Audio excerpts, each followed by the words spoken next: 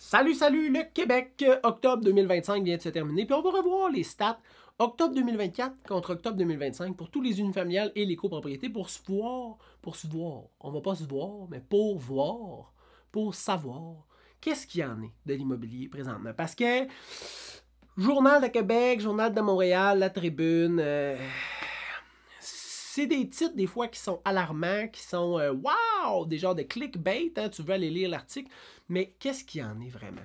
Fait que, moyenne de jours sur le marché, 53 jours l'an passé, 45 jours cette année, donc c'est plus rapide. Puis ça là, rappelle-toi, à vrai dire, rappelle-toi des 5 statistiques, parce que je vais faire une vidéo où je donne des conseils, puis j'analyse chacune des statistiques, puis je te le dis là, c'est important que tu comprennes l'impact de l'offre et la demande, mais ça, je t'en reparle plus tard. Bref, regarde, je continue à juste te donner un stats.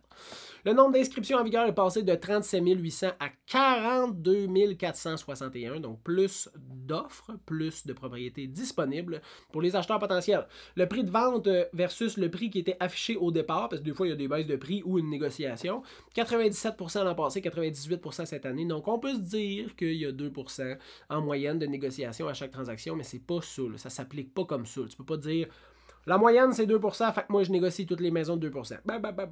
Il y a des maisons qui se vendent 120% de plus, puis d'autres 80 à 80%, 20% de moins. Il n'y en a pas beaucoup, là. Mais tu comprends bien que c'est pas une règle du pouce. Fait que pars pas avec ton 2% pour aller négocier, là, ça ne marchera pas.